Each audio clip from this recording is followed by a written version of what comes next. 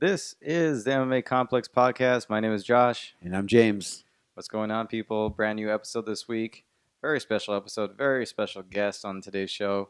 We have Raufeon Stots, Victory FC bantamweight champ, on the show today.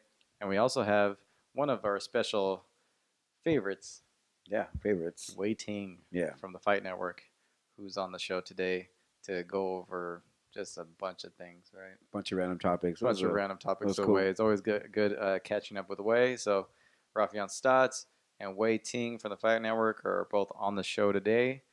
And glad to be here, man. It's been a little bit. It's one of those things.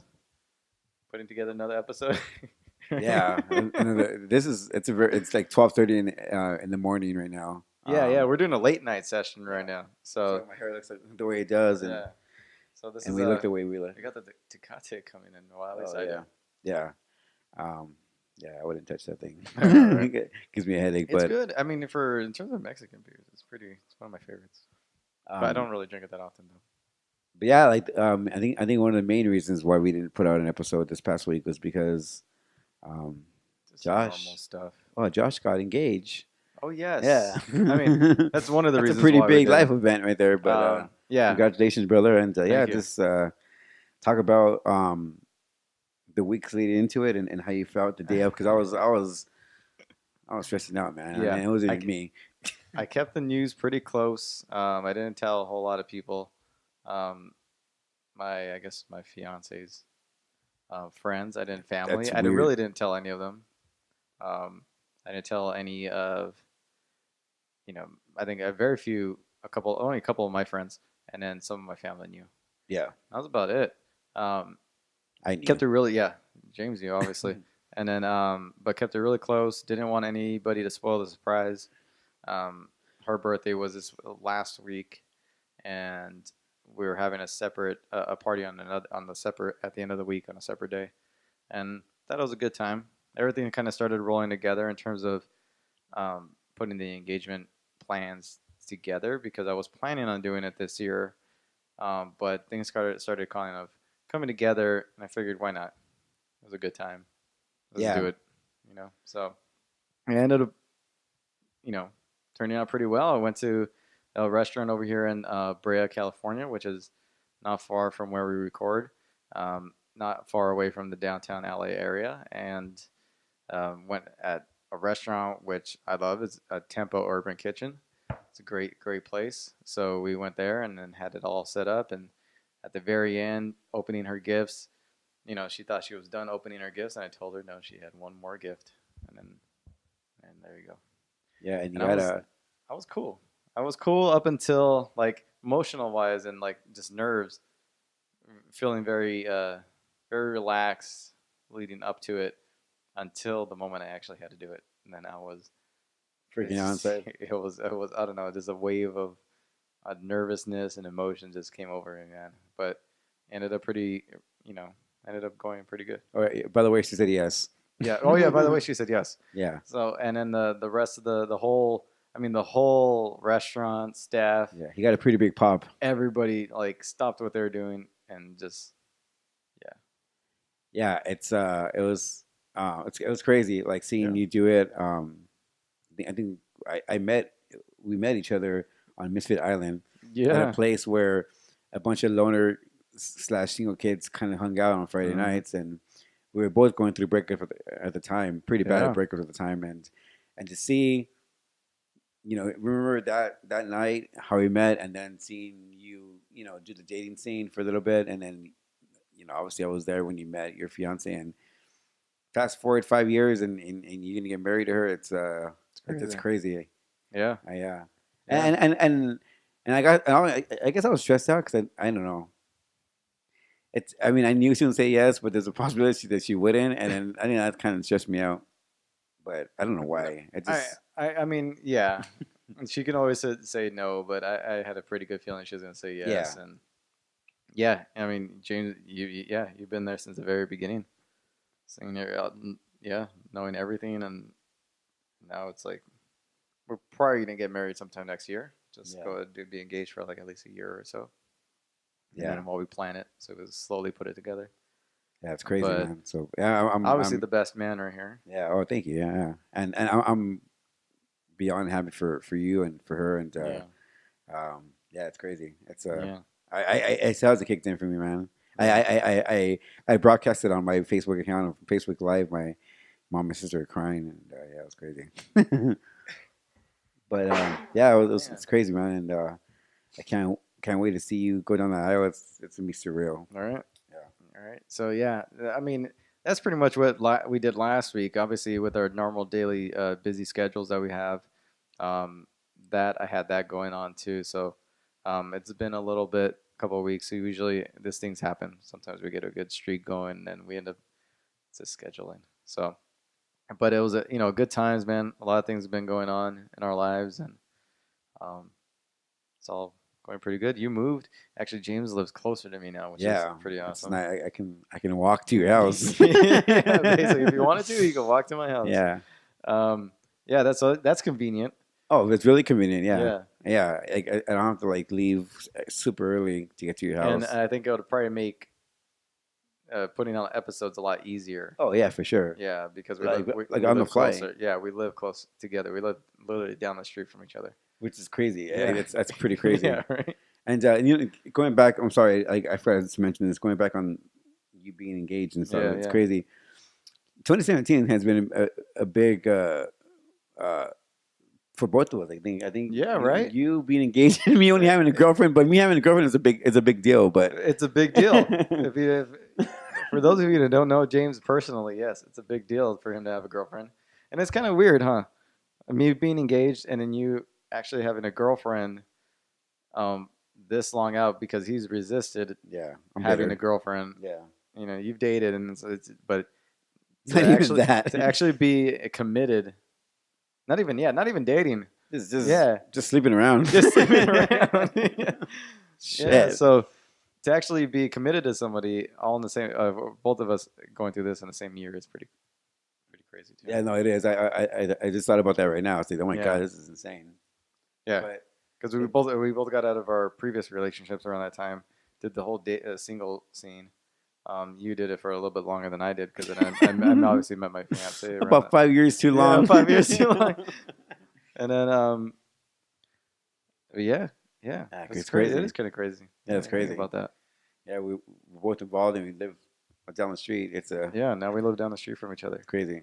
Yeah, because I mean we yeah it was always a mission trying to like coordinate, and it took a little time to get to each other's houses and and then get to like the to record in the studio and all that stuff. So Yeah, it was everything's a bit of a convenient. mission. Yeah, it's So cool. now you know obviously we have home studio. We have a home studio. So Yeah, um yeah, it's all good now, man. yeah, It's a different year, new year. yeah, for sure. And hopefully, the show grows along with everything else. Yeah, hopefully, yeah. Obviously, one of our goals is to have the show continue to get better each year.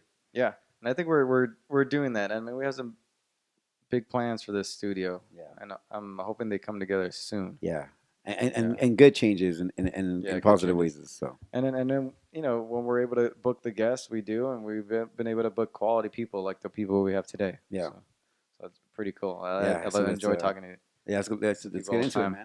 man. Yeah, this week is a big week, a big UFC weekend. I think that it's been kind of quiet over the past week or two. Yeah, We had some smaller events that shows that have been having their events and a lot of stuff in the news. It's early in the week, not a whole lot going on just yet. But we had obviously the whole Nate Diaz situation. That's been probably one of the biggest news news this story. week, Yeah, right? The yeah. news story is It's dominated the headlines for sure. well, at least not just Nate Diaz, but like I Quinta, who else? Well, Anderson Silva, Mm-hmm. all expressing their displeasure with the new UFC owners and how they're running things. Yeah, and I think if Alan Quinta and then obviously Nate Diaz, like those two guys, they've been outspoken before, so it's not something new. But It isn't. to see like someone like Anderson Silva, a person who's a company guy, Yeah. who's always done right by the UFC to say the things he said is pretty it's pretty alarming. Yeah. Not only to the UFC brass, because that was a guy, and I know in years past Dana White said that he enjoyed working with Anderson Silva. He was more like an artist, and he was like an egomaniac. But Mm-hmm. for him to say that, and Dana and Anderson Silva has always been one of Dana's guys. Yeah. Um, it's pretty alarming when Yeah. Anderson Silva was doing it. And I mean, what he was saying and cussing and just, I mean, it was pretty strong stuff, pretty heavy stuff that what he was saying, Yeah, especially about Dana White and the UFC.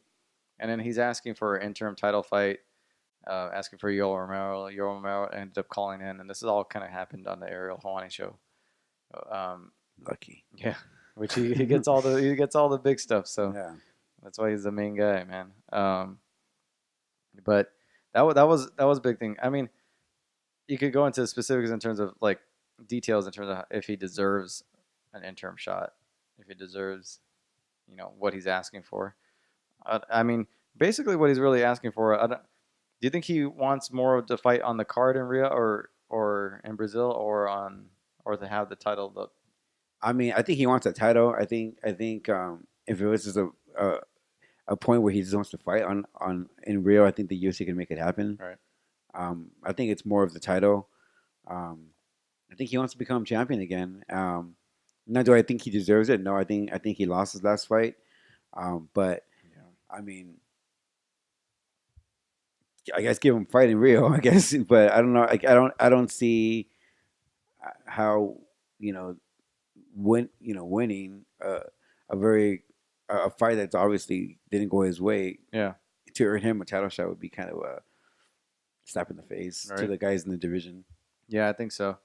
I mean, this obviously goes deeper in terms of um, how the UFC's run nowadays, how the UFC owners have been, you know, um, working with the fighters, and it's obviously they're not, and it's they don't have that connection with the company anymore. So fighters kind of feel like they can do and say whatever they want because, which is I think in a good in a lot of ways because it's almost growing pains of the sport in its current state because now that the UFC owners don't have that emotional attachment to the fighters and can't sway their opinions or their how they might feel about a certain situation, even if they don't like it, or and play that good cop bad cop thing that like Dana White used to do with Lorenzo.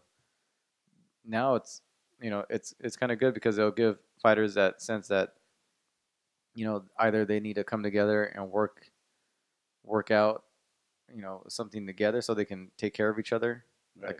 like a union or a association, or these need to start asking for what they're actually worth and fight in for what they really want. And, not just go in there and step into the octagon for chump Pennies, change. yeah. You know? But like, I think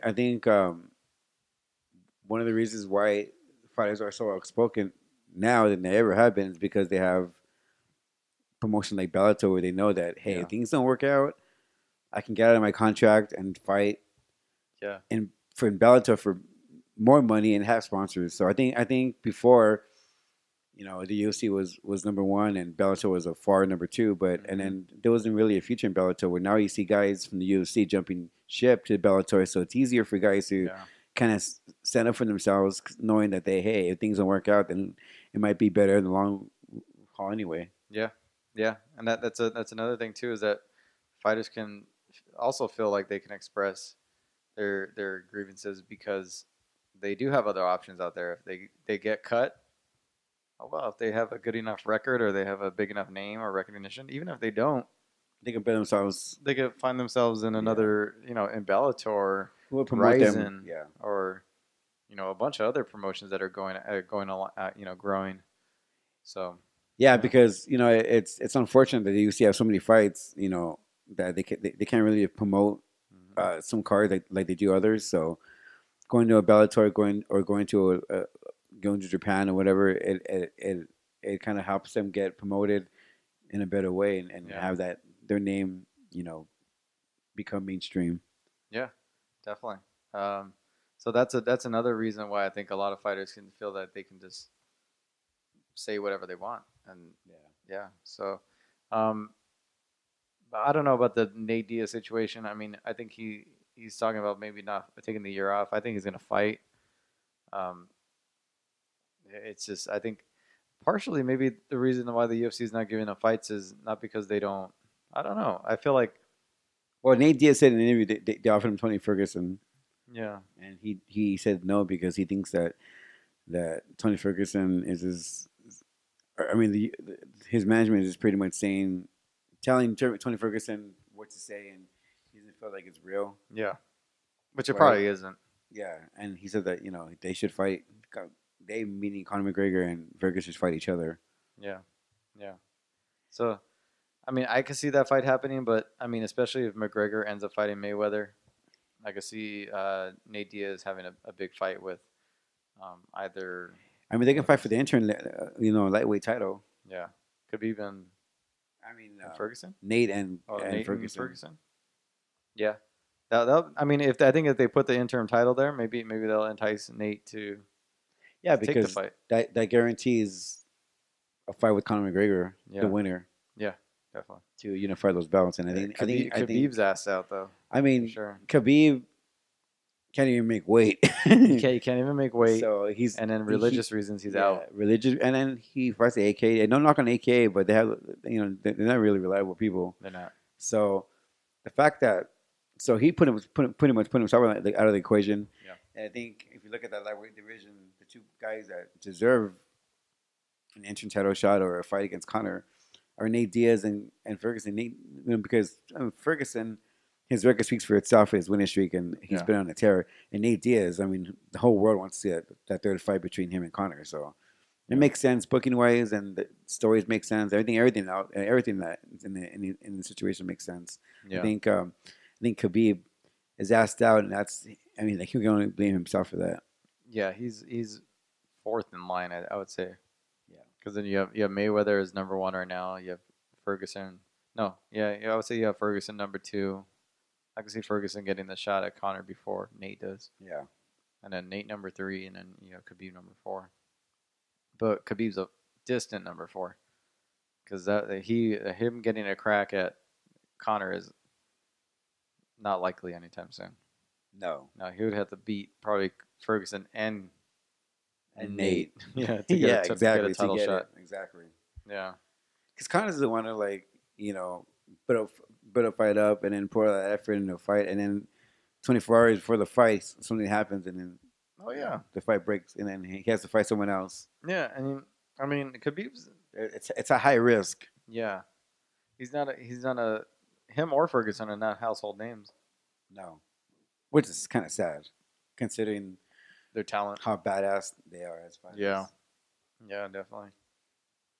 Um, yeah. I mean, yeah. I mean, we'll see what happens with that. I mean, even you look at like Nick, and if he's gonna ever fight, there's talks of him fighting Woodley, right, in the summertime. But that's all rumors. That If that you see Nick's Instagram, he's always at the club. He's oh always at the yeah, club. I follow him on Instagram. He's always at the club. who Willie or Nick? Nick. Oh yeah, with his black shirt. Yeah, he's always at the club, man. Yeah, he's Rappers with different rappers. yeah, different rappers, different celebrities, pretty girls. He's always there with pretty girls. And he's always in Vegas. I don't know if he like he does. I know he doesn't live in Vegas, but he's always in Vegas. Just It's crazy, always there. Yeah, crazy. like almost every week. Um, Another thing about jumping ship, and you have Invicta is losing a lot of their people. Hmm. We have two of their fighters. I know Aspen Ladd got booked with Jessica Ai recently. That's one of Invicta's top prospects with Aspen Ladd. They just pretty much lost her. Right? Angela Hill, she's not going back anytime soon. Megan Anderson is calling for a fight with Cyborg, Yeah, who again on Ariel's show last week. And with Cyborg calling in. yeah, with Cyborg calling in. And then, I mean, hopefully that fight happens. I would like to see that fight happen. I think it's way too early, way too dangerous for Megan. I think she needs to defend her title a few more times, build up a bit of a reputation of being a badass, even though she already is. Yeah. And before they make that fight, but I guess looking at Cyborg's current situation, it's probably no better time to do it than to call her out now. I mean, it's smart for on Megan's side. I mean, she wants to go in the UFC, and she wants to. It's crazy because we interviewed her before anybody knew who she was. Yeah, So she's been on the show many times, 3-4 times at Yeah. least, maybe. Yeah, 3. Yeah, and I gave her my network, but then she can't watch it anymore. So sorry, Megan. Yeah. I did not take you out of my account. I just crap happened anyway. But yeah, it's smart on her part. She wants to go to the UFC. Mhm. I think she's doing the right things. I think she's, by her going on a show like Eric Horney show, a show that's widely viewed by thousands of people, and being cutting great promos, and then she has the look. She's from Australia. She's pretty. She's a badass. So I think she's doing all the right things. Yeah. And I think why not? I mean, I don't know why the UFC made a 145 division without Cyborg being not fighting for a title. That's kind of crazy. You got Holly. I mean, like all the people that she fought in the UFC so far are truly 135-pound fighters. Yeah. Megan Anderson is a true 145-pound fighter. Someone who's bigger than Cyborg and can probably hit as hard, or can give Cyborg a lot of trouble. Not saying she's going to win the fight, because I favor Cyborg in the fight, but she presents a lot of problems for Cyborg with her size and her strengths. Yeah. So I think it's a good matchup. On the flip side, I feel bad for Invicta because here you are paying Megan money. She's their champion, and having your champion, someone you pay money to, pretty much saying, I want to go to the UFC and screw this Invicta belt. It's kind of sad. Yeah. And they lose one of their biggest draws ever with Cyborg. That's another one who they lost recently. I don't know how they're still in business. Yeah. I don't know how this. I mean, I know they've been having a lot of their fights in their home state. Yeah, and the UFC kind of covers, right, the contracts. Yeah. There's some contracts. I think the UFC does kind of cover some of their contracts, so they don't have to foot the bill to cover a lot of these fighters' contracts. Yeah, I don't know how they produce some of the really top talent of females in the world, and they continue to do that and feed the UFC all these females. Yeah, they're almost like the NXT, and then when they're ready to go up to the big stage, they go up to the big stage. That's pretty much how it is with them. I feel bad for them in a lot of ways because they can never, keep that their talent on their roster. But it's kind of also a testament to how good of scouting they have. Oh, definitely. Yeah, and their ability to develop talent and to find it. Yeah, like most girls in the women's division, any women's division, whether it be bantamweight, featherweight, and strawweight from the UFC, they've all pretty much fought in Invicta. Yeah, yeah. A lot of girls have fought in Invicta, and most of the girls in the UFC have come through Invicta. Yeah. So I mean, it's so sad though. Yeah, it is still sad. Yeah, that they're being picked clean. I would give Cyborg the definite. I mean, against any female, I would give Cyborg, especially against. Yeah, Megan. I mean, how can you not? Yeah. Hopefully, it's a good fight though. If they ever do make it, that would be a great one and especially it's going to be here in LA. Cyborg wants to fight in LA. That's going to be a nice one. Yeah. Too bad we'll be seeing Metallica the same night. Yeah. We already got our Metallica tickets. We can't. Yeah. And then if I had tickets to both events, I definitely pick Metallica. Yeah. It's like Metallica, UFC. Yeah. You've been waiting how long? Oh my God, they haven't played like U.S. or North America in 8 years. It's too long. It's not like your band's coming to town every once in a while. I have to wait years for mine. It's like a eclipse. It was like a comment. Yeah, man. Yeah, fucked up. Yeah, that it's on the same day, right? Yeah. But we can. I mean, we're planning to do the 5-week stuff and hopefully get some interviews, but we can't actually cover the event. Yeah, and we're gonna have some good stuff too. To either contest on social media, or or in person, because I don't know if I've showed you the mock-ups yet, but we got some shirts coming in. Yeah. I don't think I've told you yet, huh? No, I know. Yeah, this is a surprise even to James. I'm totally like kayfabe. Yeah. This is a surprise even James. I've been able to get some t-shirts for us. Nice. And so we got a good set. We should look a live podcast. See how many people show up. Yeah, we got to like see how that one goes. We have a good our families. Yeah, we have a good stack of a lot of goodies that we're gonna be able to like do contests for and to give out to fans when we see them. Yeah. But yeah, I mean, yeah. For in terms of Invicta and the UFC, I feel I get it, the relationship. I like what Megan Anderson is doing, but I feel bad for Invicta in terms of, man, they just can't keep their talent, the good stuff there, and they can't build that organization. They just everything gets taken. It seems that Shannon's content. Yeah. So yeah. All right, so let's get to our first guest.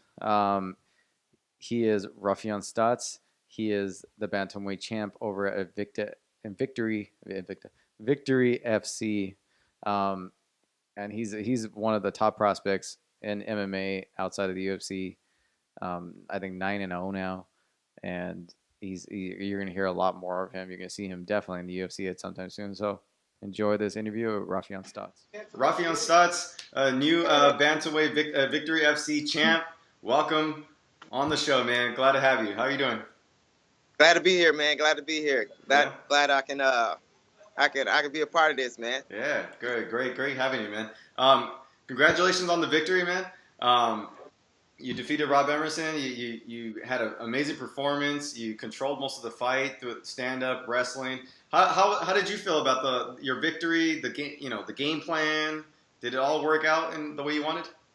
Honestly, yeah, everything. Right? Everything. But I said I'd go in there, and if he didn't respect my takedown, I'll take him down. And if he and I wanted to put left to his chin and put him to sleep. So everything went according to plan except putting him to sleep. He just didn't go to sleep. Like, he's a tough dude. He ate I don't know how many of my left hands. I gotta put more work in the bag so I can give people some night nights. I want to get some people some night nights. Yeah. The only thing. Nice. Now he did a little talking in the media beforehand. Did you hear any of that stuff? Did it get to you? Was it kind of like a moral? Yeah.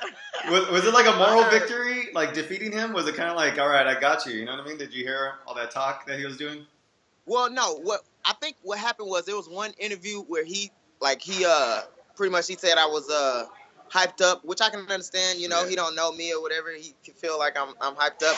And then so I told the truth about what I felt about him. I felt like he was like, he said he's the best he's ever been. I feel like he's good, but he's not the best he's ever been. I don't feel like, he's the strongest or the fastest, guy. I'm just being honest or whatever. And that must have pissed him off, I guess he felt like I'm this young kid coming in just, talking crap. And every interview after that, it was, man, I'm going to knock Raufeon's head off. I'm knocking this kid out the first round. I'm just knocking this kid out. He doesn't belong in the ring with me, And I mean, it's cool. I don't really care about, like getting hyped up and stuff like that. I speak what I believe is true, and I believe in my coaches. I believe in my training partners. I believe in myself. So I'm gonna act accordingly. Nice. How did Rob feel in the cage? Did he feel like, I know he's like kind of a big guy, strong guy. Did he feel like tough to you, or was it kind of like was it physically? I mean, he's just another opponent. I do find it funny though. Like in the beginning of the fight, he was that. What we've seen in the interviews, like, I'm coming here, I'm gonna knock your head off. The first round, before the first round, he's giving me that look like, man, I'm coming here I'm gonna knock you out, kid, or whatever. Come the second, third round, like it was getting hard for me to find his eyes. Like, hey, what's up? Like, you supposed to knock me the fuck out? Like, what's going on? Shout out Bully Bilal. You know what I'm saying? UFC. These guys over here, man. This is the reason I'm great and the reason I'm not great, because I got people out here, you know what I'm saying? Yeah, these people ain't got no sense, man. Now, has Victory contacted you about your next, first title defense and your next bout? Yeah, I don't know what's going on yet. So I'm just kind of waiting, just staying ready. Staying in the gym, staying ready. Yeah. Who in the? Yes, sir. You see anybody in the division that you see as deserving of that first crack at your title, or is it? Does anybody stand out to you? Nobody. I think they got a fight going on this Friday, so maybe somebody from there. I don't know. I don't really care, really. Yeah. I'm looking. I mean, if I don't get a call to the UFC, I'm looking to fight as soon as possible and the best opponent I can fight. Because I'm trying to be the best in the world. So I believe I have to fight the best in the world to do that. So yeah. How many fights do you have on your contract of victory? Do you have a contract of victory, or is it kind of just like a one-time thing? Yeah, it was a 5-fight contract. 5 fights? Yeah. What number are you on right now? Well, that was number 5. That was number 5. So are you in negotiations right now, or? You say what? Are you in negotiations for your contract right now?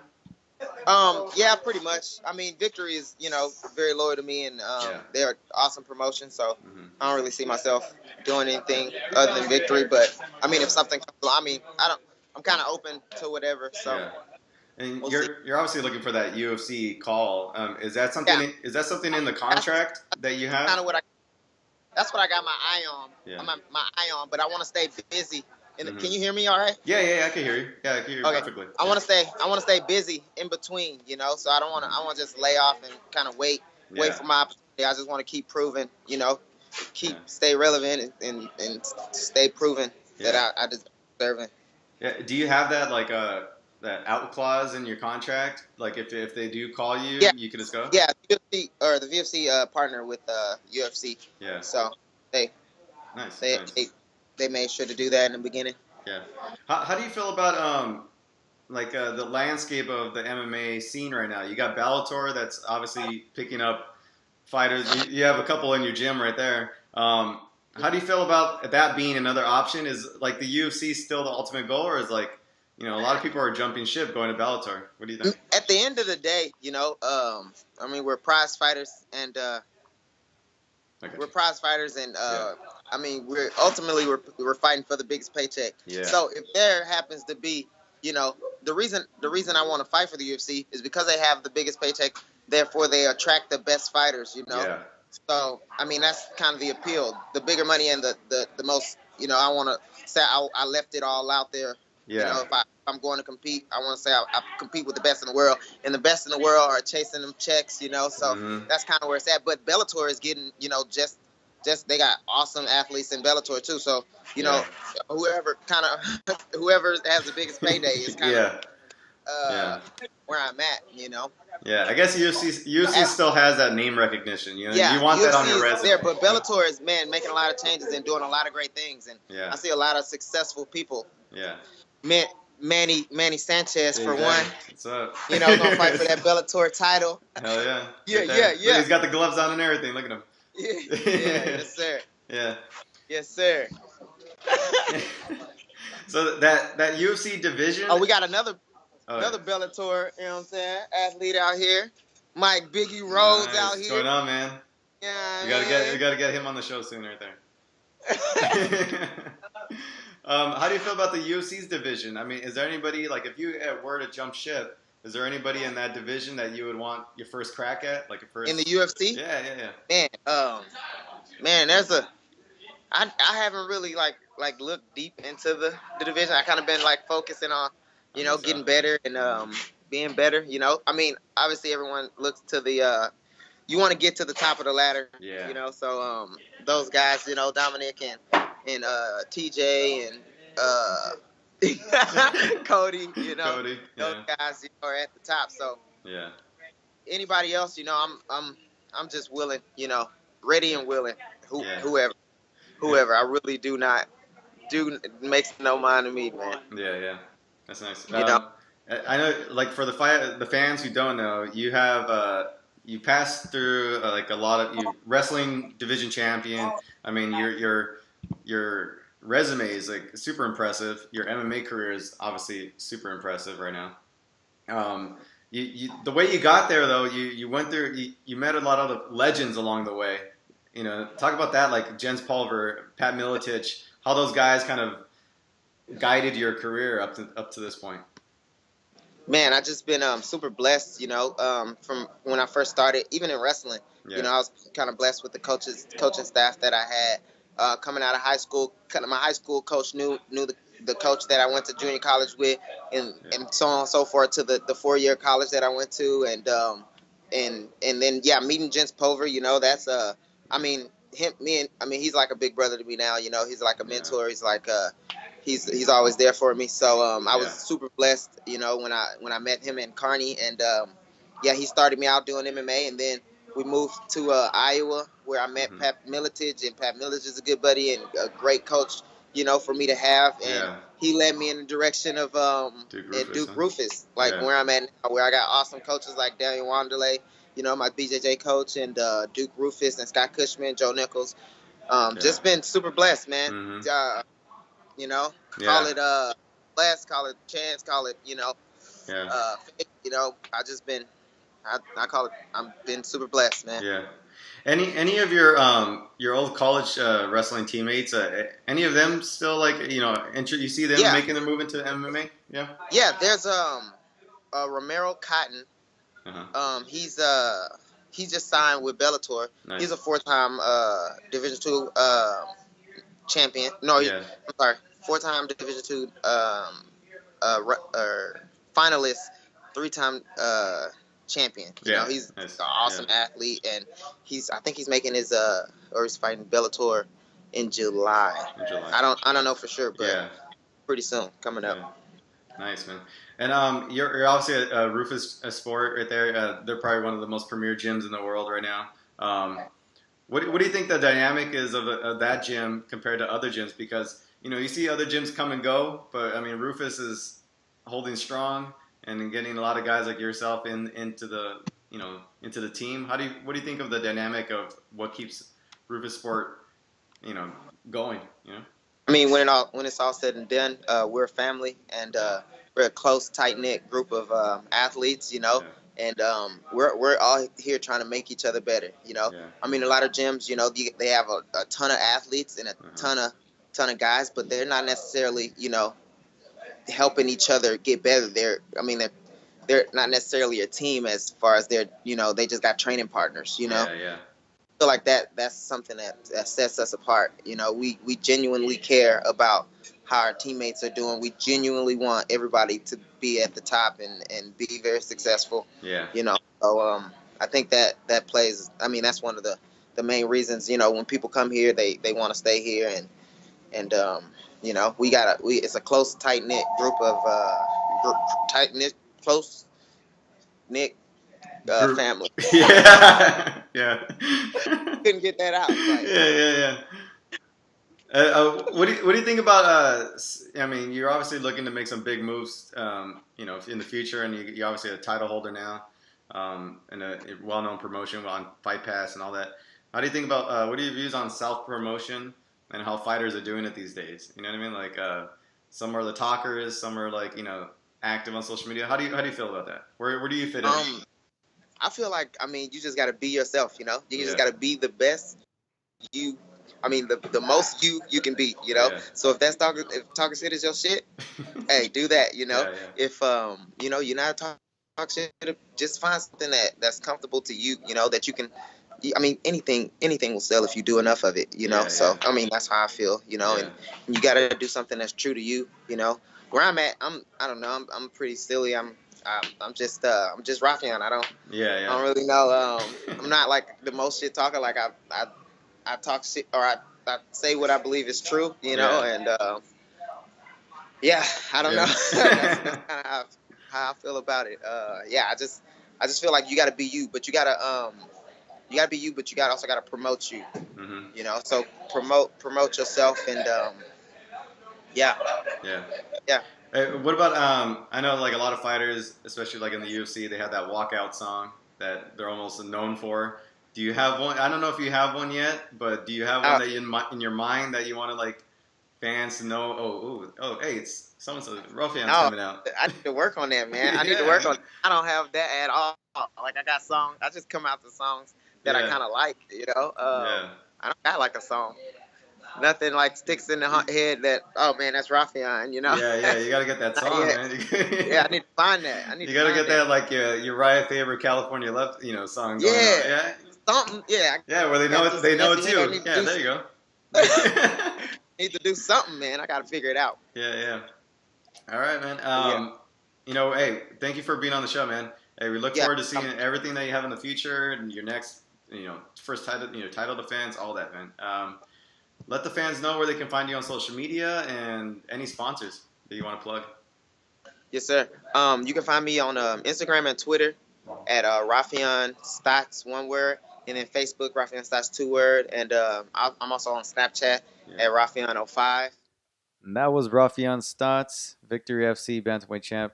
Thank you for being on the show, man. Great guy, great person to talk to. Rufus Sport over there, Emmanuel Sanchez.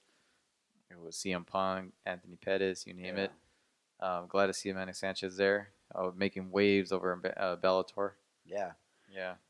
I wasn't there. I recently moved in, as we were talking about. My new place, and I couldn't make the interview because I was waiting for the gas guy to come and put gas in our house, so I had to miss the interview. So, but Josh I told you, real came life through. problems. I know that we had to deal with. So annoying. James is moving into the new house and couldn't make So it for that annoying. interview, but it was all good. It's all good. So, other news that happened towards like the end of last week was Paige Van Zant and her I guess it was a social media post, but it was really a ad for Reebok, and a lot of people were talking trash on her. A lot of fighters were calling her out. It was kind of like a sexified ad, and it was basically it was an ad because it wasn't like very natural, like just whatever she was saying. It wasn't very natural. It was almost like she was reading from a card, and you really didn't see her face. You saw like her body and the clothing, um, and it was just what she was saying. You could pick it up here, promo codes, blah blah blah. I don't know what she was saying, but she got a lot of heat for it. It's obviously was taken down.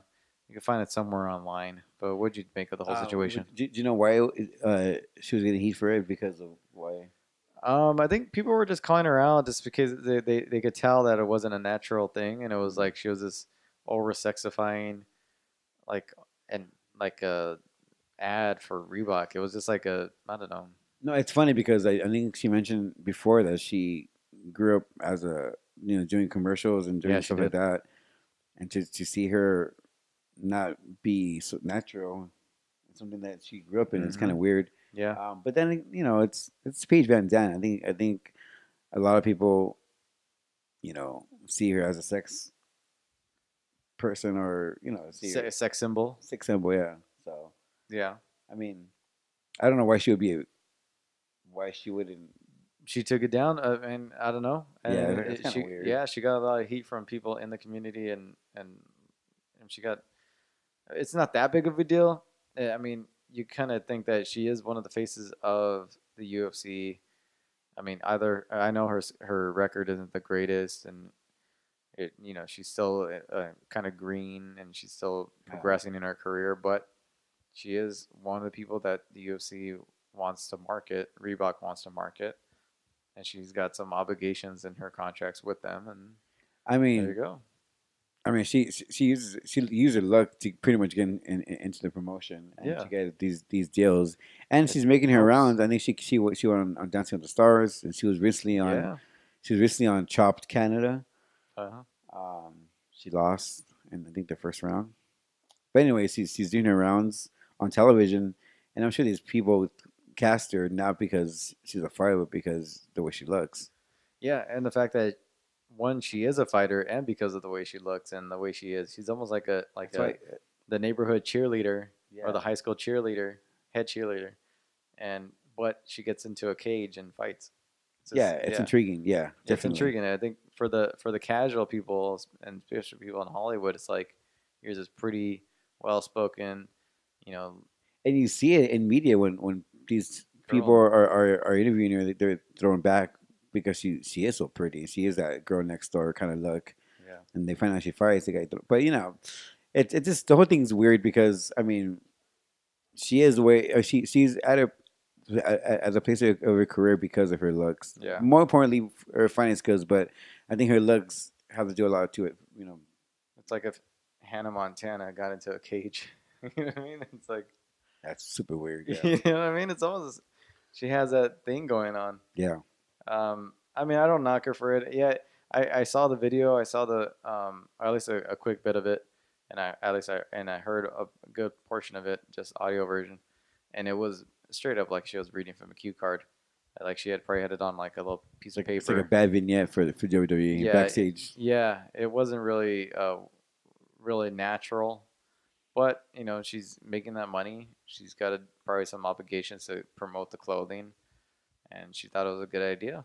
You know, why not? A lot of people do it online and social media. They make money from just, I guess, being a social media influencer. I think that's what they call them. Yeah. Get people to buy certain products, endorse things. Super weird. Yeah. 2017. I really didn't think that was that big of a deal. I mean, but she got a lot of heat for it, and it made the news. Mm-hmm. So I don't know. Another thing that made the news late last week was GSP kind of issuing another statement to Michael Bisping, saying that he's not going to be ready to fight till after October, and he's willing to fight after October. What do you? It's frustrating. The whole thing's annoying. I mean, it's annoying. I mean, first of all, the fans weren't even hot about this fight to begin with. So, and then now seeing both guys, you know, kind of like delay the fight even more. Fans don't want to see that fight. I think I can see why Bisping wants to fight him for the money, but I mean, I think it'd be better just for GSP not to fight Bisping to defend his title against Yoel Romero. And I think GSP to go to welterweight and just and fight, make another run. Yeah, or I mean, or he can fight. Retire. I mean, although this fight is long past his years, I mean that fight with Anderson Silva makes a lot of sense. Both guys are up there in age; they're quote unquote legends, you know. And I think fighting each other right now makes perfect sense. It does, but and it's a big fight. I mean, GSP said he wants to fight fights that doesn't draw a lot of attention and money, and I think that's one of them. Yeah, but Anderson wants to fight very soon. Michael Bisping wants to fight very soon, and GSP's looking to wait. I mean, he's already older, getting older. He's getting older by each and every year. He's been out of the octagon for almost 3 years now. Like, why are you going to take another year off, basically? Yeah. I mean, it's another year. It'd be 4 years out, a year older. You know, I don't know. It's true. I mean, Anderson doesn't want to fight for that interim title shot. Title fight, but he did say in a lot of interviews that he still wants that GSP fight, and I mean, it's a big money fight. It's a fight people I think still care about, and it's a fight that still makes a lot of sense. From the get go, no one was really happy as far as the fans with the booking of this fight. It doesn't make any sense. No, people didn't like it, and it's just I think. This is telling that this is a clear indication that let's not make this fight happen. Yeah, this fight's not going to happen. I just don't think this fight's going to happen. I don't see Bisping waiting that long. I think this would be a perfect main event for the LA card, and you could put like Cyborg and Megan Anderson as a co-main event. I thought that'd be a great one. Or Cyborg or John Jones, DC. And DC. You put that on the card and have that like right before the co-main event. Yeah.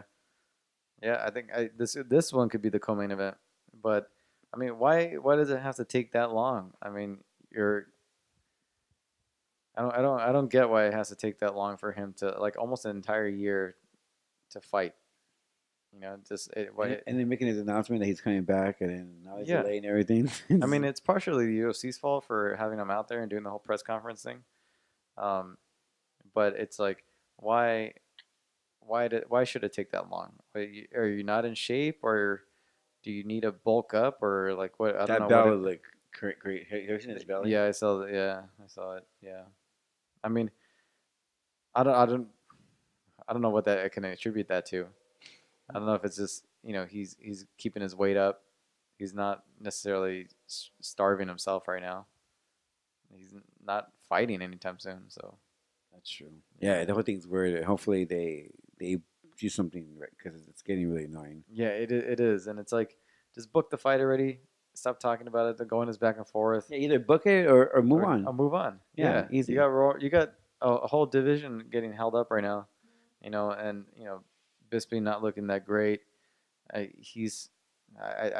just think If I was Bisping, just go. I know the big money fights with GSP, but you're really gonna sit out a year. He knows he's gonna lose that division. fight against Romero, so that's why he wants to keep that title as long as he can. Yeah, I think so too. But that's it. You don't have any other options. You got to defend your belt. Yeah, he needs to.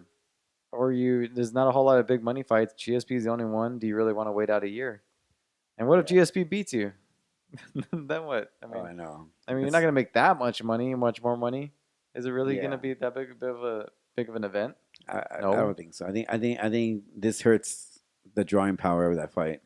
Yeah, definitely. So it's like book it for the summertime or don't do it at all. Yeah, exactly. Because Bisping has a possibility of losing, and either fight, it's not going to be the money that he's going to make in either fight is not going to be that big of a difference. Yeah. I just don't think so.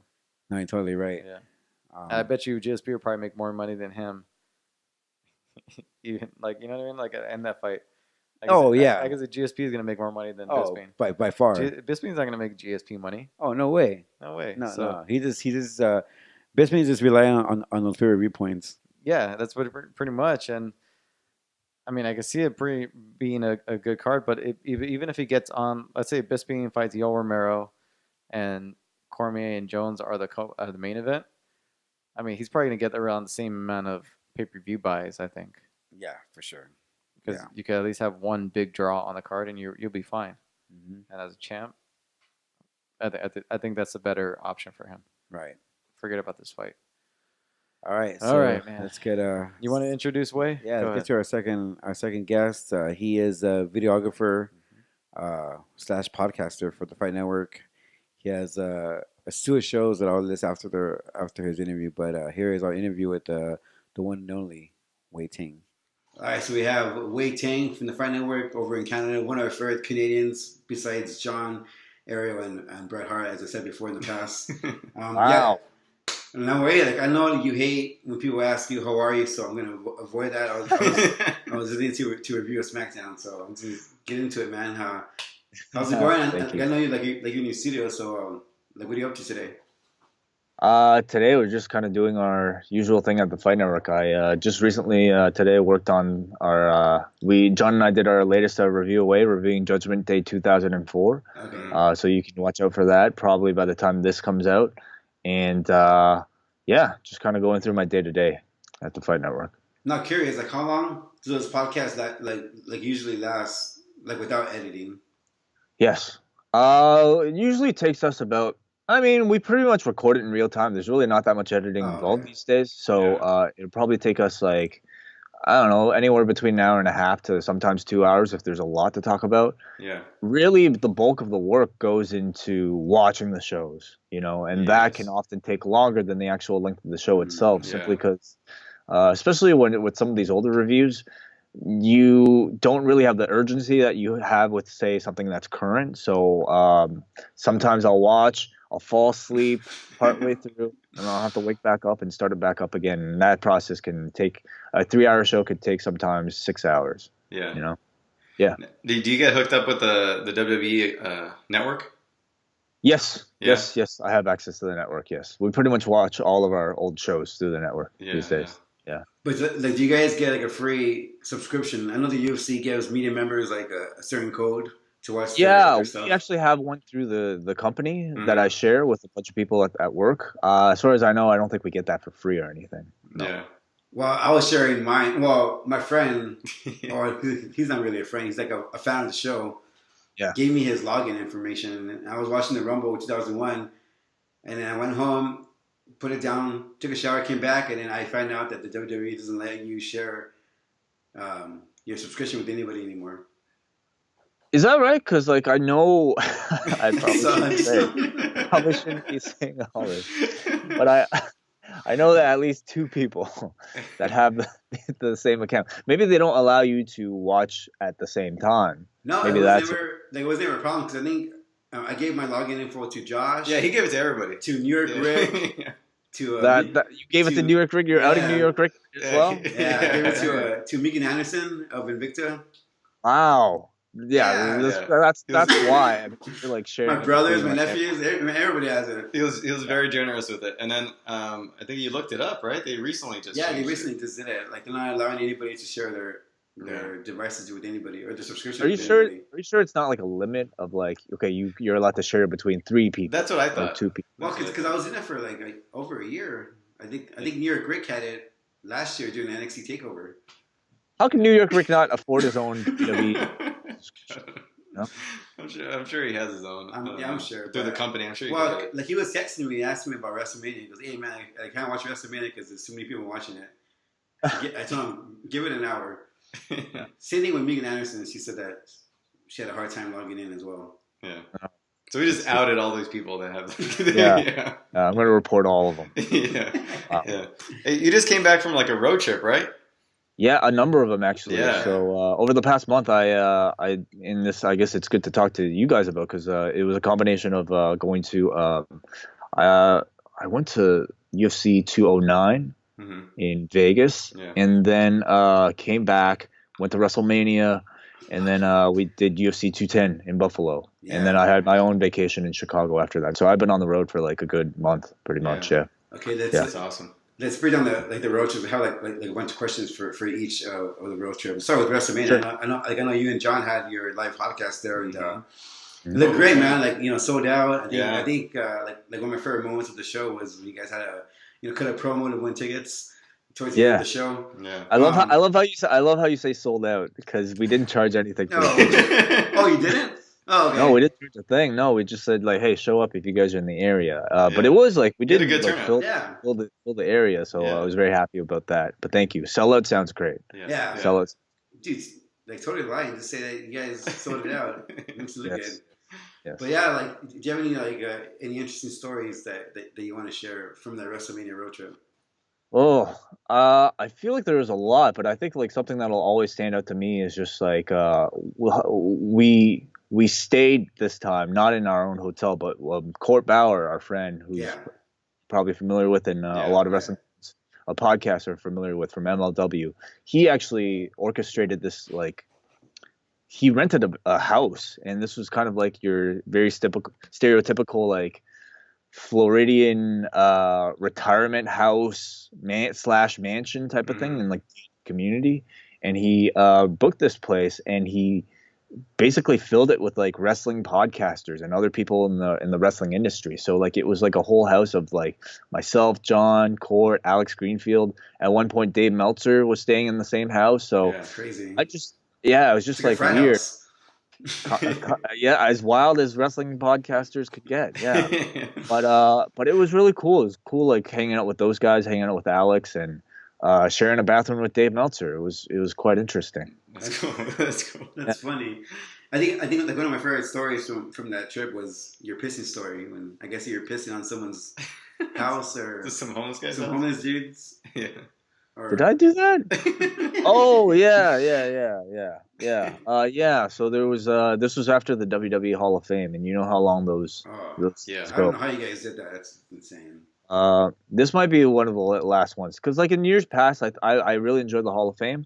However, like this year, there's just so much else to do that I think I'd rather watch wrestling than like as much as I enjoyed those speeches. I can watch those speeches on the network and kind of get my fill that way and skip through some boring parts. But this was a long session, and then heading right out of the arena in Florida, I really had to pee, but so did everybody else, and so all the bathrooms were like full with like lines and so I did what any like normal sane person would do, and that's decide to pee outside of the arena near our parking spot in a bush. However, this being Orlando, I guess even bushes are places of residence for. I didn't notice this until I was about to pee, and then this man shouted, "Hey, what are you doing?" And I said, "Oh, I'm sorry, I didn't know I was in your house." So that was the story. Yeah. So. But how did he respond back to you or no? I basically just waited until he was asleep, and I went back because I really had to go. Yeah. That's funny. How was it doing the podcast live in front of people? You know what? Those I always kind of feel a little weird or nervous. Like, what if people don't show up? But we don't really plan anything at all, John and I. The 3 times that we've done these shows, we just kind of like really winged it from, the most planning I think we ever did was like maybe the second time. And that was when we played the Grapple Kingdom video with me and Court that we just shot. But this time it was just kind of like John and I don't even really talk about like, hey, what do you want to talk about? It was just like winging it. We'll see how many friends are there this time. Thankfully, like a lot of people showed up. Brian from our shows, Damien from our shows showed up. Court Bauer, Alex Greenfield. So we just had all of them on. We were so lucky though this time to have a guy come. His name's Marcus, and he ended up having a free ticket to give away for WrestleMania. Oh, nice. So I guess on the spot, like we wanted to find somebody to go to the show with him.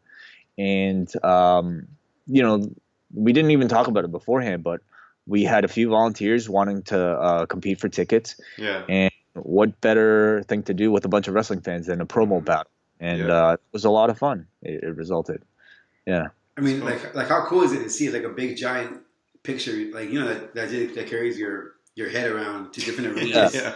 I mean, how crazy is that? I mean, that's crazy. Well, it's weird. Yeah, totally strange. The signs, the signs that go up at the arenas, it's I don't even know how it started, and like how I usually find out about it if there's a Wai Ting sign on TV is like, because I usually start Raw later. I like to save it up on the DVR so that I have that buffer I can skip through commercials for. So I won't even know. I'll just get texts or I'll just get like messages on Twitter saying, hey, there's a sign of your name. I'm like, what, really? That's crazy. Sometimes I won't even be near a TV. I'll be on my way to work or something. But the guy who one of the guys who is responsible for a lot of the sign appearances is also the guy who's responsible for the big law cutouts of our faces. Oh, nice. And his name's Bill. And he and his daughter Alex go to all these shows around Orlando, and they just like they bring our signs. And they at one time, the best one was like when AJ Styles debuted at the Royal Rumble, last year. So here's AJ Styles like making his big debut, and then here's Bill and his daughter Alex with a sign that reads, "Tune into the Law coming up at TSN 1050." Right after the show or something. I watched that. I watched the Rumble with all those guys live at TSN. We went nuts. Seeing that. So the guy who made those signs and the guy who's responsible for a lot of them, his name's Bill, and he showed up at the live event, and I got to meet him for the first time, and it was really cool. It's super flattering, Yeah, super it's crazy, flattering. because I think like a videographer for the Fight Network, and I don't think. Casey, Esther's fiance doesn't get that much love as you do, man. It's crazy. It's crazy. Man, I love Casey and I love his work. I love both of those too. Yeah. So. Well, I was sorry for you with Casey. So when was it? I think it was a couple years ago. It might have been like 3-4 years ago, right? Are you talking about when the press conference? Yeah. Oh yeah. It was during. It was about 4 years ago. Yeah, 4 years ago. So we were there. They're doing like a Q&A for Anderson Silva and Chris Weidman, and Dana White was in the middle, and I spotted Esther Lynn, and I was like dying inside, pretty much fanboying the whole time, but I have like a huge crush on Esther Lynn as well. So I think she knows this too, right? Yeah. Oh yeah. But this is before I didn't even know she was like engaged to Casey at the time, so. I go say hi to Esther. I get a picture taken with her, and I was super excited about it. And then she takes off somewhere and asks Casey, without knowing that he's involved with her, and I asked her, "Hey, dude, like you must be like so lucky to get to work with her because she's freaking hot as hell." And I kept like saying all these like crazy, crazy stuff to him, not knowing that he's like engaged to her. And what did he say? He just turns around and gives her like this like weird look and saying, "Well, she's like my fiance." I was like, "Oh my god."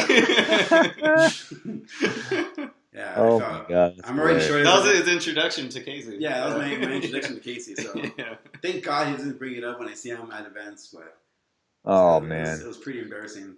that's very funny. Does she know the story? I'm sure he told her afterwards. I'm sure he told her afterwards. But yeah. Now when I see like Esther and Casey, I just kind of give them. Well, I think last time we hung out with them, I bought both of them beer, so it wasn't awkward at all.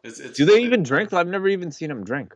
Very little. They shared. They shared the beer. They shared. Yeah, right. It was cool. That's cool. Going on to I the love main those event. two. Yeah, they're cool people, man. Your Chicago trip.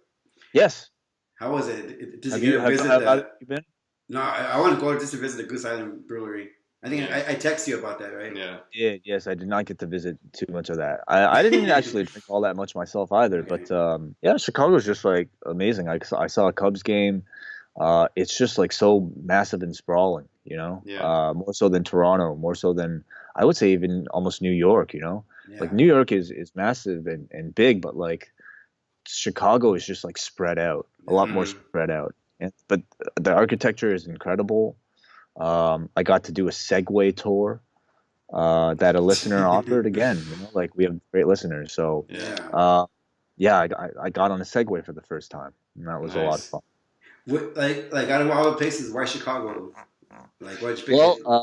Well, I think I was just looking for a place that was relatively close. Okay. Didn't take too much travel time. Okay. And a place that I think I was curious about, but that I didn't really know too much about. Yeah. And it was either between that or Boston, because we're in Toronto. We're kind of like close to the northeast of America.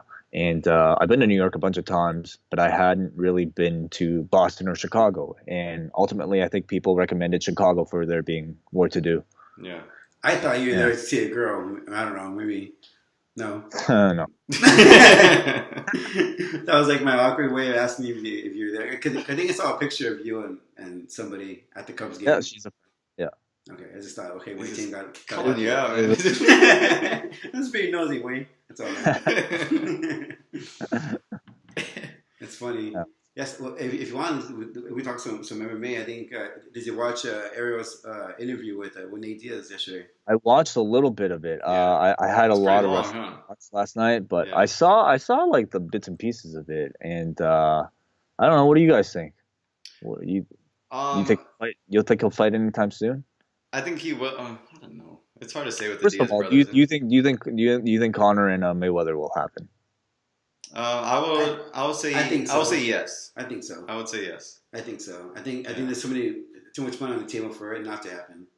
Yeah, I think so too. Yeah. But I mean, like, I love how Nate just kind of pointed out how they're essentially selling wolf tickets. You know, by Conor has any chance. You know. Do you think, like, I mean, they're saying it's straight up boxing rules? Is that it? Or straight up boxing rules. Yeah, just straight boxing. Yeah. It seems ridiculous to me. Yes. Yeah.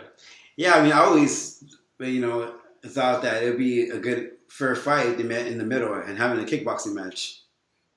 But yeah, I mean, I'd love to see Floyd try to kick. That's just amazing. Yeah. I mean, I think it will happen. I don't know if it's got to happen. It's different because, like, boxing, you could go a while and talk about this one fight, and the guys eventually will kind of have their records still intact by that time the fight does occur. It's different in MMA, whereas McGregor could lose his next fight, and there goes the whole mystique of McGregor in this fight with Mayweather. So it has to happen. If it's going to happen, it has to happen, I think. Sorry, so you're saying that if Conor loses, this will hurt him? I think so. Stock? I think so, and I think there's a higher chance of, in MMA, there's a higher chance of losing. So, definitely. Oh, you're saying if Conor loses his next MMA fight, he won't be able to do this? Yeah. Right. So this is if he loses to Floyd in a boxing match, though, what's the big deal, right? Yeah, there's no big deal. It doesn't mean anything. Yeah. I think with MMA, he has killers like Ferguson after him. He has, Khabib after him. Mm-hmm. That third fight with Nate Diaz after. So he has killers. Yeah, it's not easy. In mixed martial arts, he can easily lose any of those fights. True. So I mean, so what's the best way to make money while you still have all this, momentum behind you? It's Mayweather, and who knows? He could fight Mayweather, make that $75 million, and then cash out and by McGregor.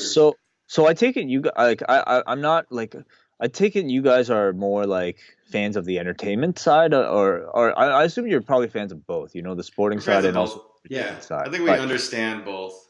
You know. Right. Yeah. So for something like this, are you okay with like let's say Connor going out to doing a boxing match for the sake of making money versus while keeping the division basically kind of holding two divisions up? I am. I think. Well, I mean, I feel bad for the divisions and the people in it. But I think him going out there, and I think people understand that if it was an MMA fight, Mayweather probably wouldn't stand a chance. Mm-hmm. And I don't think people are giving McGregor much of a chance in the boxing fight. So if he does lose, I don't think it hurts him all that much. People Mm-hmm. weren't giving him that much of a chance anyway, and they kind of understand that in a lot of ways, mixed martial arts kind of a mixed martial artist could dominate a boxer anytime, most of the time, at least most of Right. the time. So that people understand that. I think even the general public understands that. So. Yeah, and I always feel weird, saying that I don't feel comfortable, like saying, fighters shouldn't be making money. Yeah. So I think if you have a chance to make money, do it, because in MMA and boxing and any kind of combat sports, you have a very little window, a small window of opportunity to make money. So Conor McGregor is 27 years old. I don't think he'll be maybe making $1 million or millions of dollars in MMA. So I think it's smart of him to fight boxing to make that money. I think the dangerous or the risky side of that is the UFC losing, Conor, if Conor decides to cash out and retire. Yeah. Or like not to mention the danger of basically losing the champion of two of your divisions. You know, what does that make the rest of the division, right? Yeah, because it devalues that bout. It's almost like the US and IC title. Like those belts don't mean crap. It's the same thing. If Conor leaves and he leaves as champion, it devalues those belts tremendously. In my opinion. Yeah. You look at like Jose Aldo right now. He's fighting Holloway right now for the title. Well, he has a title, but even then, I think everybody knows that title is not a real title in a sense. So it devalues whoever is holding that title while McGregor's out. But it's kind of. But fans seem to be okay with it. Yeah, in a way. Fans definitely want Conor to like be active and to defend, but like I don't see Conor getting too much hate from the fans for holding everything up. Yeah, it's a different sport now. I think in 2017, it's safe to say that battles, whether it be real or fake, don't mean a damn thing. Yeah. I think people are just interested in big fights. Yeah. So, yeah. Do you guys like that? I'm more of the sporting guy. I mean, I want a championship to mean something. Just like in pro wrestling, I would love the US title to mean something, the IC title to mean something, but unfortunately they don't. And that kind of like takes away for me as a fan. Yeah. So would you be up for paying for that pay-per-view? Absolutely. Yeah. I think the whole world would be. Yeah. I'm more interested in being a fan of predominantly being a fan of MMA more so than boxing. I mean, I'm more interested in that than Pacquiao Mayweather. So easily. I wonder worldwide if that could be Pacquiao Mayweather. I think it has a really good chance of beating it. Mm-hmm. So especially the promotional side, because Mayweather carried a lot of the promotion for his fight with Pacquiao. Right. Yeah. Them two co-promoting. It'd be insane. It'd be crazy. Now wait. So why is it that you only go to McGregor fights, like when you guys cover or local fights when you guys cover the UFC? I noticed that you only go to the States when McGregor is fighting, and not right. Like the Arrow goes to pretty much all the pay-per-view events. Yeah, I mean, not necessarily true. Like we went to 209. Oh yeah, in Vegas, right? So usually, like whatever the Fight Network decides to cover is dependent on how big the show is, and how close the show is. So, for instance, we did Buffalo recently. It's for 210, just simply because of travel costs. It was just a drive across an hour and a half drive. But beyond that, we'll try to hit up like the international fight weeks. Yeah. And just basically any show that's like noteworthy enough and newsworthy enough that we feel like we can get enough out of. I believe kind of what was it? Cleveland was kind of another short distance one. CM Punk was on that show, so that was kind of deemed valuable in terms of news coverage. But really, it comes down to that. We're not really like an MMA fighting or MMA junkie that goes to every show. We kind of have to be a bit more selective. Yeah. Is there a good chance that you're going to the July show here in LA? I'll have to find out. Really, I'm not too sure. Like, I never really find out what shows we're really going to until probably like the month of. So I hope so. Yeah, our bucket list to hang out with you guys. That's our bucket list. Mine too. We're going to Roscoe. Yeah, for sure. Hey, is Roscoe's do like people in LA go to Roscoe's though, or like? No, or they do, and there's multiple locations. So Long Beach, LA. I mean, there's a bunch. So if you're not in downtown, you have an option to go. So not all the time though. No, not comics. Like I know, like you're a big comic book guy. What comic books are you reading right now? I was a much bigger comic book fan, probably like I'd say like 2-3 years ago. Honestly, before I discovered jiu-jitsu, I think I was in my peak of my comic book collecting. But lately, I've only been reading one book, and that's Saga by Image Comics and Brian K. Vaughan and Fiona. I've seen that one before. It's a great book, and I think I was like really into superhero books for a long, long time. But I think I just got like really worn down by all the events that. Like especially Marvel now, they're doing all these like big crossover events to the point where I think like big events, you should kind of it's like what's a good pro wrestling like analogy? You know, it's like a Hell in a Cell. You know, like once in a while it's very special, and you know that it's the end of the feud when they do a Hell in a Cell. These days. You're just kind of getting the Hell in a Cell once a year for the sake of doing a Hell in a Cell, and that it's not going to bring that finality to the feud that you usually expect from it. So I think it's a gimmick that they're relying too much on, and I was really burnt out by this recent event called Secret Wars that they tried to do. The delays just took forever, and by the delays took so long because I guess the artist took so long. That like. It was just a mess. They basically started their new storylines even before this current storyline ended. Just to keep up with their schedule. But beyond that, like I just knew, there didn't seem to be a real sense of finality, and I also just kind of felt like as a fan that I was being kind of taken advantage of. So I just I stopped picking all those up. But Saga like seems like it's a book that's made with a lot of care, a lot of authenticity, and it's not made as much about the financials in mind. It's more made for the artistry of it, and I think Image Comics provides a lot of opportunities for creators to do that. So I highly recommend that book. And you're a big X-Men guy, right? I was, yes. Yeah. I mean, in terms of like crossovers or even like big events, they had like X-Men Avengers. X-Men Inhumans, Death of X, like all going on around the same time, and I can see that being like it's like it wears you out. It's a little draining. I understand that's how they make money, right? Like they probably rely on the reason why they keep doing it is probably because it works. You know, it's probably people are buying these issues. The reason why they're doing all these number ones is because they know it sells. But I think for me like. It comes at the cost of the actual enjoyment of the art itself. So I don't know. I just kind of been bored with it. Yeah, that's true. Yeah, and kind of rank your from the best to the worst as far as the Netflix like Daredevil, Luke Cage. Have you seen the trailer for The Defenders? I haven't yet. No, I haven't yet. How was it? I just watched. It looks all right. It looks pretty good. Yeah. It seems to be delivering like exactly what you want out of it, and that's all four characters interacting. There's a hallway fight scene. It looks like between the four.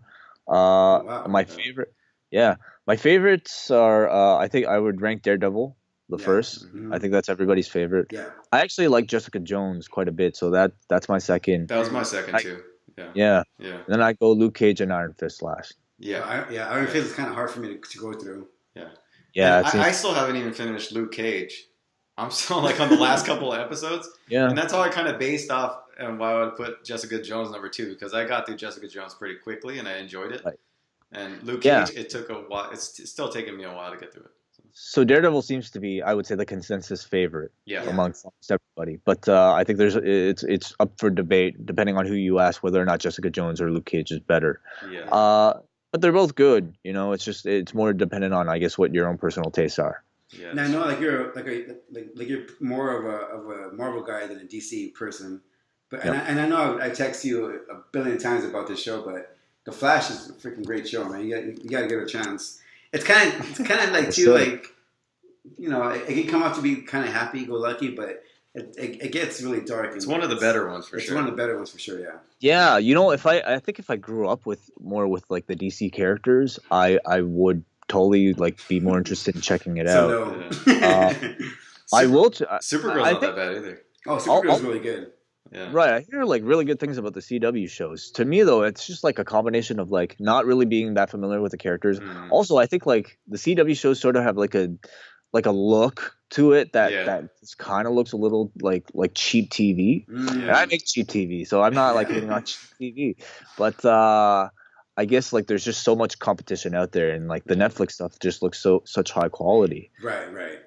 What are your opinions of the Justice League movie that's coming out? I liked it. You know, I didn't mind it. I know a lot of people like, because right now that whole growing up, you had the whole Marvel versus DC. You had to pick a side, and I think that's almost translated to how the movies. It's translated to film now. So people are picking sides now, where it's like if they're really sad to pick. I'm not a huge DC fan, but like those movies, I mean, save the Nolan trilogy, but like those movies have not been very good, in my opinion. They haven't. No, I think Wonder Woman looks great. I think it's gonna be really good. I'm looking forward to Justice League just to see how it is, and hopefully I don't know, because I wasn't too impressed with Batman v Superman at all. I think it was okay, but it wasn't good. It wasn't what I expected it to be. Yeah, but I did like Man of Steel. Thought that was pretty good with Zod. With Zod and all, I thought that was really good. But and with DC, I'm giving them a break because I think they're still catching up. You know, they're just starting out their film franchises and stuff like that. So they're working out their thing, and I think they're doing okay. It feels like with the Wonder Woman trailer, at least they're trying to inject a bit more of that Marvel type of humor into it. Yeah. Whereas, like I think Batman versus Superman maybe was kind of criticized for being almost too serious. Yeah. I've talked to some fans that actually aren't a fan, that you know DC's trying to copy Marvel instead of trying to do their own thing. I always found it the other way around though. Like especially early on, like they always had that darker tone. Where Marvel always had the lighter tones. I always felt like they were doing something different. And I always grew up as a Marvel guy, so I never was I was like you, where I never really was involved too much with the DC characters. But I knew who they were, but I just didn't care too much to get interested in them. And then, but I kind of like, you know, I'm all for it. I don't know. I'm different, dude. I just think people are like picking different sides, and it's just like they're nitpicking and. Instead of just appreciating, I don't know. Yeah, I think everybody wants like the DC movies to be good, you know. Like there needs to be like solid competition, because like characters like Batman, Superman, even Wonder Woman, they are like beloved characters, and I think everybody wants DC to do them justice. But for whatever reason, they just haven't really kind of lived up to the majority of expectations. Right.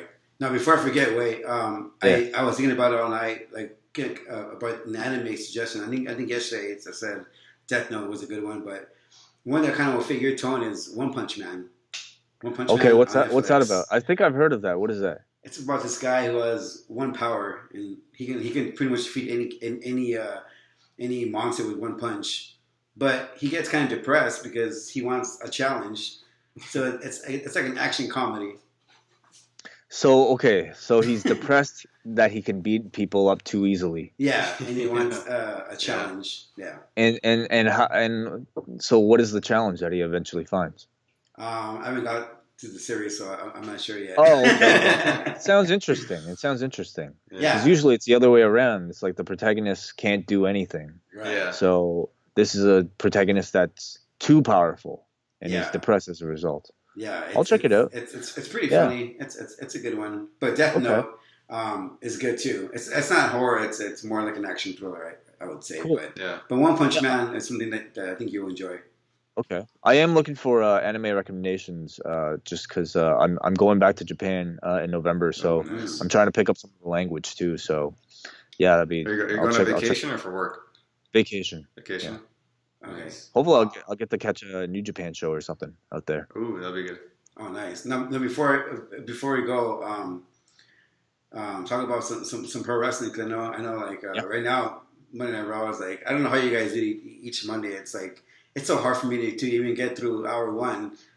You know, a lot of times, especially with the whole Bray Wyatt and the whole House of Horrors. I know like you didn't hate it too much as everyone did. Do you think that Bray Wyatt can ever recover from this and become like someone to take serious in the future?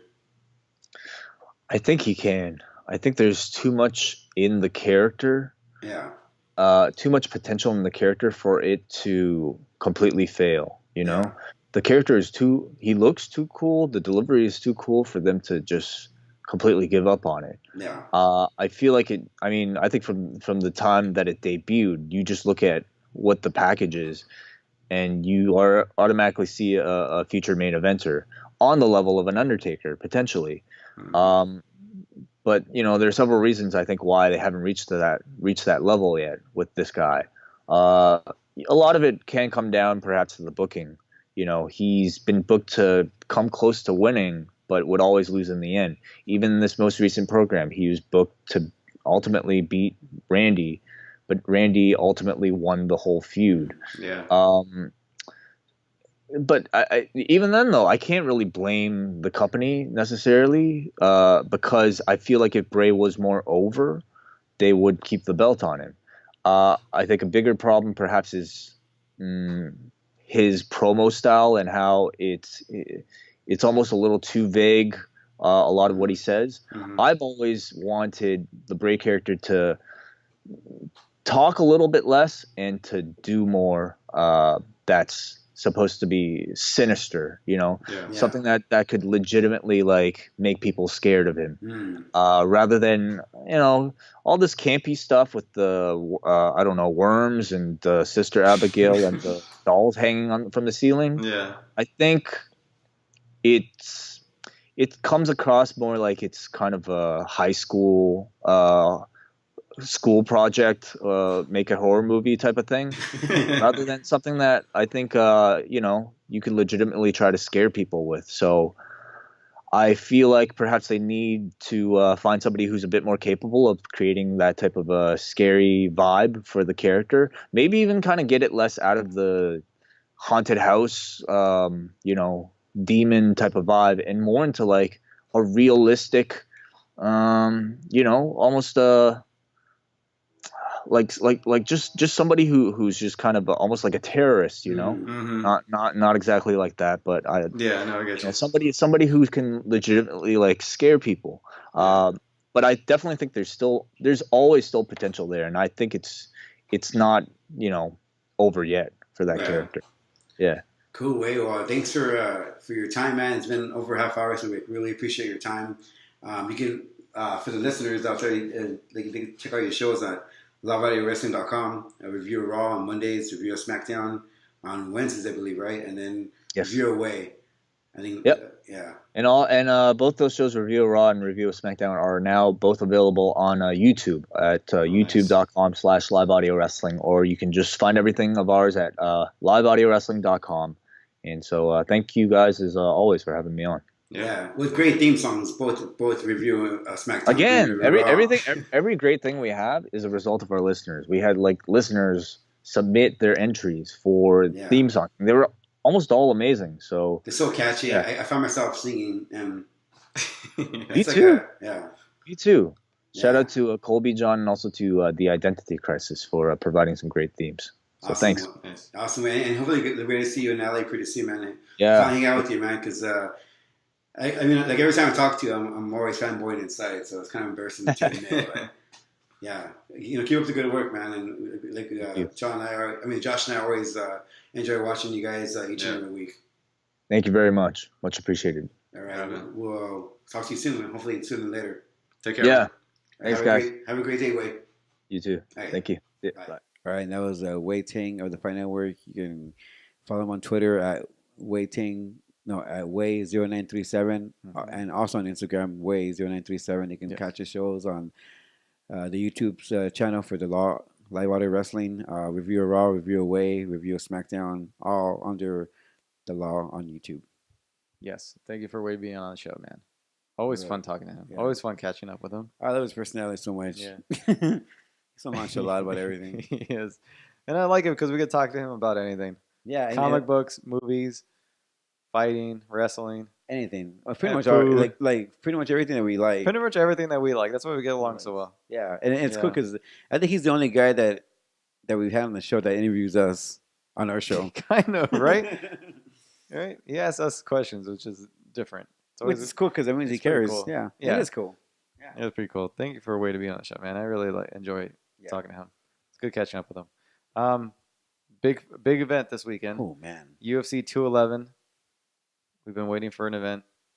Big event. And we got a good one here. 211, Miocic versus Dos Santos, UFC Fight Pass, pay-per-view, and you name it. It's a stack card. Probably one of the best cards of the year, right? So far, by far, is the best card, yeah. Yeah, for sure. So we're gonna break this card down. Let's see here. Go from the main card. I mean the undercard. I mean, man, look at this undercard too, man. Wow. Look at that. It's pretty stacked. Pretty stacked. You have James Vick. You have David Branch making his UFC debut. That's WSOF 2-time champ right there. Jason Knight. You have Eddie Alvarez versus Dustin Poirier. That's the start there. Yeah. Eddie Alvarez versus Dustin Poirier is the main event of the preliminary card on FX. It's gonna be on FX right now. This weekend. Who do you have for this fight? This is a very interesting one right here. Yeah, it's a pretty close fight. Very close fight. Considering what happened with Eddie against Conor, he got pretty much ran over by Conor. I don't know. I'm gonna. I don't know the odds to this fight, but I'm gonna go, in my opinion, the underdog, and that's gonna be Dustin Poirier in this fight. I'm gonna take Dustin to win this fight. That's not a bad pick right there. Definitely a well-rounded fighter. I'll go with Eddie. I'll say he bounces back. Very tough. I mean, dude, I don't know, man. Yeah, I wouldn't be surprised if Dustin wins, but I'll make it interesting. I'll go with Eddie. I think it's this is an even fight right here. Yeah, for sure. Yeah. Okay. I'm gonna go with Eddie. Yeah. I just think he's been in wars. He's very scrappy. He's got the stand up. I think he takes a little bit too much damage sometimes, but and I think just name recognition and experience alone, I think might intimidate Dustin a little bit. I'm not saying that he gets the person that gets intimidated, but I think it's fighting a fighter of this caliber who just fought for a title not long ago or lost his title. That's a big fight for Dustin. Yeah. Because if he wins, puts him pretty high up there. So we'll see how that one goes. This is a very interesting one. This is not a fight that I would have even pictured happening, just because I almost forget that they're in the same division now, because Pettis has been jumping around lately. But Henry Cejudo versus Sergio Pettis. I like. Oh, no, it was Anthony Pettis. I'm sorry. Yeah. Forget it. Forget what I just said right now, because the other Pettis. So they're in the same weight class, but still a fight that I haven't really. It's okay, man. It's 1:30 in the morning. Yeah, it's still a fight that I did not picture happening.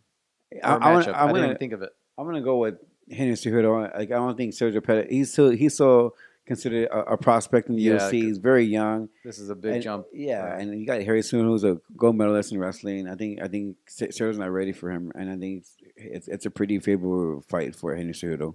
Yeah, I think just on I'm gonna go with Henry Cejudo. I think he edges him out in this fight. I think I think Henry just has that. Cejudo just has that. I don't know, that much skill and experience. Yeah, and mature. Like he's older. And he's fought for a title. Yeah, and he's fought for a title. You know, so he got mauled in that I think fight. Sergio Pettis is still in that. He's not ready for one Henry Cejudo. Yeah, he's still in that up and coming type of like grind. Yeah, in the division. He's still trying to find himself in that division. Yeah, he's still trying to find himself. Yeah. So yeah, it's Cejudo for sure. Frankie Edgar versus Yair Rodriguez. Oh man, this is a very I've been going back and forth in this fight. This is a very hard fight to call.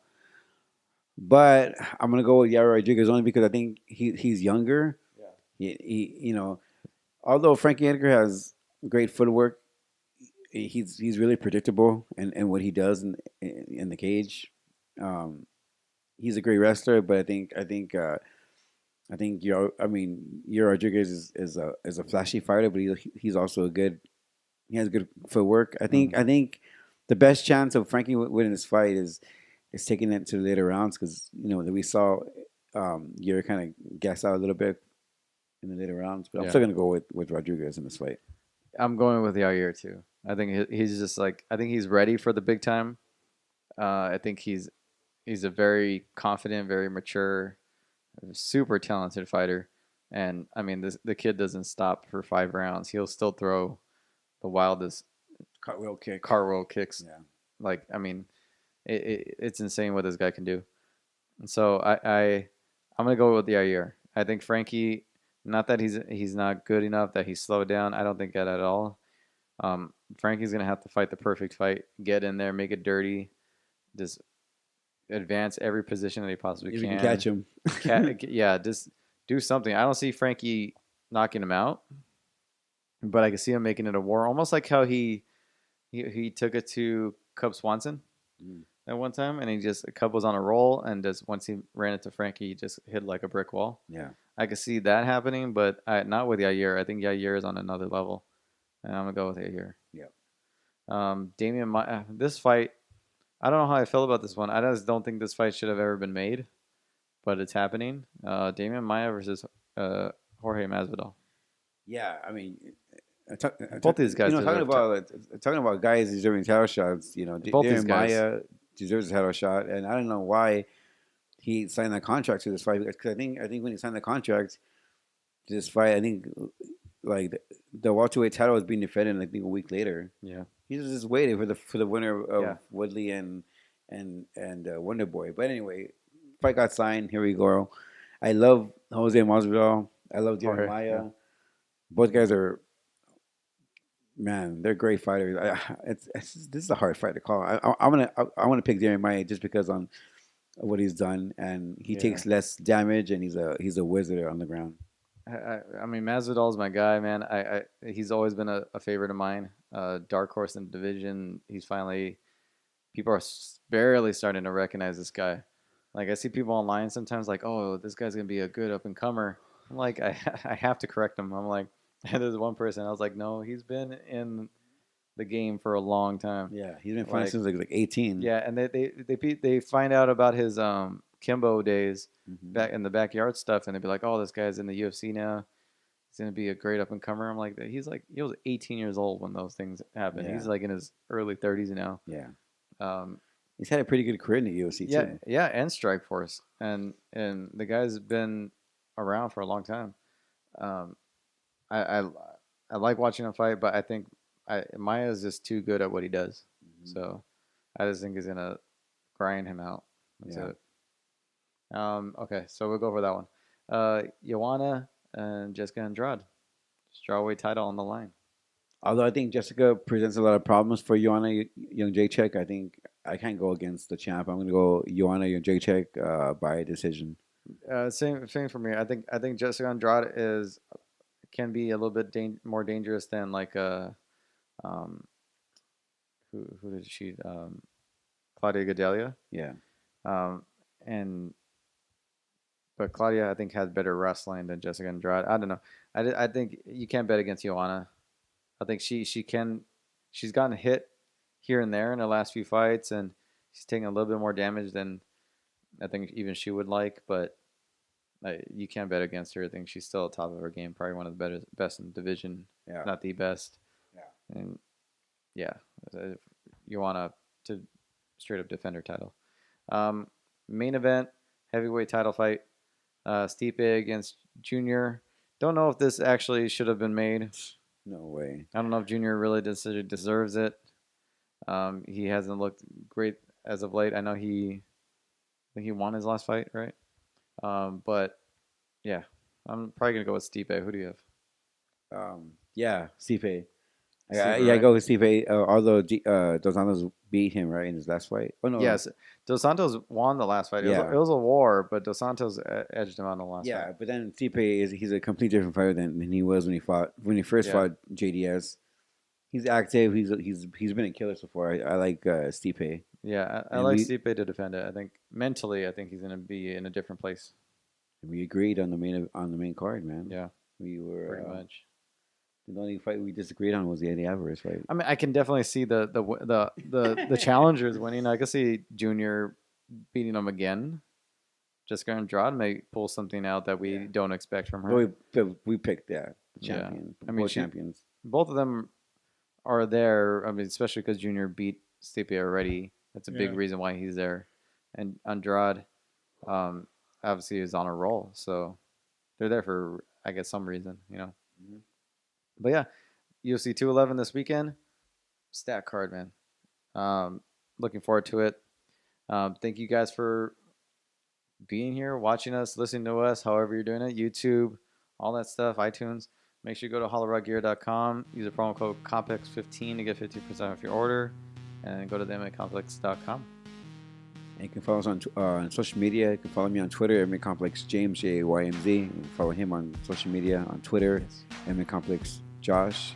You can follow our show on Twitter, Instagram, Facebook, and everywhere else under the MMA Complex. Yeah. Sorry, it's like 1:30 in the morning. And I'm like slowly falling asleep inside. Yeah. Follow us on social media, all under MMA Complex. And next weekend we have a great fight to cover. I'm really excited for UFC 211. Yeah. I'm going to recap all the action from next week. Hopefully our picks do our number. But until then, guys enjoy the rest of the week and enjoy the fights.